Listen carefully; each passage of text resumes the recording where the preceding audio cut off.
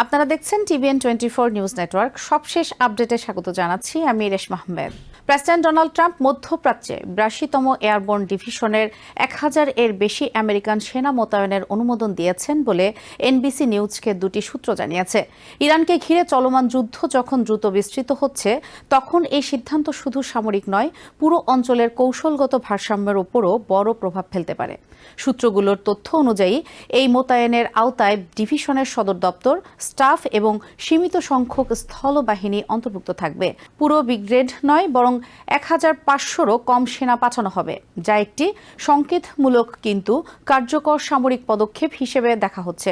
সেনারা এখনও আমেরিকা থেকে রওনা দেয়নি, তবে খুব শিগগিরই তাদের পাঠানো হতে পারে। 82তম এয়ারবোর্ন ডিভিশন আমেরিকান সেনাবাহিনীর সবচেয়ে দ্রুত প্রতিক্রিয়াশীল ইউনিটগুলোর একটি। সংকটময় পরিস্থিতিতে দ্রুত মোতায়েন, আকাশপথে নামা বা প্যারাশুট অপারেশন এবং গুরুত্বপূর্ণ এলাকা দখল বা সুরক্ষিত রাখার ক্ষেত্রে এই ইউনিটের বিশেষ দক্ষতা রয়েছে। এই বাহিনীকে পাঠানো মানে হচ্ছে আমেরিকা শুধু প্রতিরক্ষামূলক অবস্থানে নয়, প্রয়োজনে আক্রমণাত্মক পদক্ষেপ নেওয়ার জন্য প্রস্তুত। এই মোতায়েনের সম্ভাব্য উদ্দেশ্য নিয়ে বিভিন্ন বিশ্লেষণ সামনে এসেছে।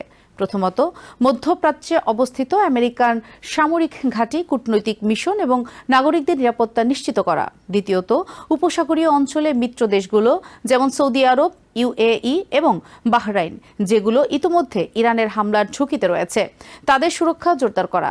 তৃতীয়ত, গুরুত্বপূর্ণ জ্বালানি রুট, বিশেষ করে স্টেট অব হরমুজ নিরাপদ রাখা, যা বিশ্ব জ্বালানি সরবরাহের জন্য অত্যন্ত গুরুত্বপূর্ণ। বর্তমান সংঘাতের প্রেক্ষাপটে এই মোতায়েন আরও তাৎপর্যপূর্ণ হয়ে উঠেছে। ইরান ইতিমধ্যে ইসরায়েল এবং উপসাগরীয় অঞ্চলে একাধিক ক্ষেপণাস্ত্র ও ড্রোন হামলা চালিয়েছে। কিছু হামলা সরাসরি শহর ও সামরিক ঘাঁটিতে আঘাত হেনেছে, যা আঞ্চলিক নিরাপত্তাকে চরম ঝুঁকির মধ্যে ফেলেছে। পাল্টা হিসেবে আমেরিকা ও ইসরায়েল ইরানের ভেতরে সামরিক ও কৌশলগত স্থাপনায় হামলা চালাচ্ছে। এই পরিস্থিতিতে নতুন করে আমেরিকান সেনা মোতায়েন একটি শক্ত বার্তা হিসেবে দেখা হচ্ছে। আমেরিকা সংঘাতে সরাসরি জড়াতে না চাইলেও প্রয়োজনে দ্রুত হস্তক্ষেপ করার প্রস্তুতি নিচ্ছে। বিশেষ করে যদি ইরান আরও বড় ধরনের হামলা চালায় বা মিত্র দেশগুলোর নিরাপত্তা হুমকির মুখে পড়ে, তাহলে এই বাহিনী তাৎক্ষণিকভাবে কাজে লাগানো যেতে পারে। একই সঙ্গে এই পদক্ষেপ যুদ্ধের ঝুঁকি আরও বাড়িয়ে দিতে পারে, কারণ ইরান ইতোমধ্যে ঘোষণা দিয়েছে যে তারা পূর্ণ বিজয় না পাওয়া পর্যন্ত লড়াই চালিয়ে যাবে। এমন অবস্থায় আমেরিকান সেনাদের সরাসরি উপস্থিতি সংঘাতকে আরও সরাসরি মুখোমুখি সংঘর্ষে রূপ দিতে পারে। অন্যদিকে ট্রাম্প প্রশাসনের বক্তব্যে একটি দ্বৈত কৌশল স্পষ্ট। একদিকে তারা ইরানের সঙ্গে সম্ভাব্য আলোচনার কথা বলছে, অন্যদিকে সামরিক শক্তি বাড়াচ্ছে। এই চাপ ও আলোচনা কৌশলটি ইরানকে আলোচনায় আনতে ব্যবহৃত হতে পারে, তবে এটি পরিস্থিতিকে আরও অনিশ্চিত করে তুলেছে।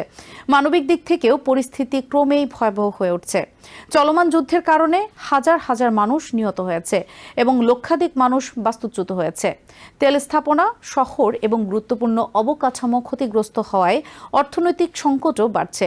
বিশ্ববাজারে তেলের দাম অস্থির হয়ে উঠেছে, যা বৈশ্বিক অর্থনীতিতেও চাপ সৃষ্টি করছে। আন্তর্জাতিক পর্যায়েও এই পদক্ষেপ নিয়ে মিশ্র প্রতিক্রিয়া দেখা যাচ্ছে। ইউরোপীয় মিত্রদের কেউ কেউ আমেরিকার পদক্ষেপ নিয়ে উদ্বেগ প্রকাশ করছে, আবার অন্যরা মনে করেছে এটি ইরানের বিরুদ্ধে শক্ত অবস্থান নেয়ার একটি প্রয়োজনীয় পদক্ষেপ। একই সময়ে পাকিস্তান সহ কয়েকটি দেশ মধ্যস্থতাকারী হিসেবে সামনে এসেছে, যা ইঙ্গিত দেয় যে কূটনৈতিক পথ পুরোপুরি বন্ধ হয়ে যায়নি। সব মিলিয়ে 1000-এর বেশি আমেরিকান সেনা মোতায়েনের এই সিদ্ধান্ত মধ্যপ্রাচ্যের চলমান সংঘাতকে একটি নতুন পর্যায়ে নিয়ে গেছে। এটি শুধু একটি সামরিক পদক্ষেপ নয়, বরং একটি কৌশলগত বার্তা, যা ভবিষ্যতের যুদ্ধ বা শান্তি দুটোর দিকেই পরিস্থিতিকে ঠেলে দিতে পারে। এখন দেখার বিষয় এই শক্তি প্রদর্শন সংঘাত কমাতে ভূমিকা রাখে নাকি উল্টো আরও বড় সংঘর্ষের পথ তৈরি করে। নিউ ইয়র্ক থেকে সম্প্রচারিত টিভিএন 24 টেলিভিশন বিশ্বজুড়ে বাঙালির কণ্ঠস্বর।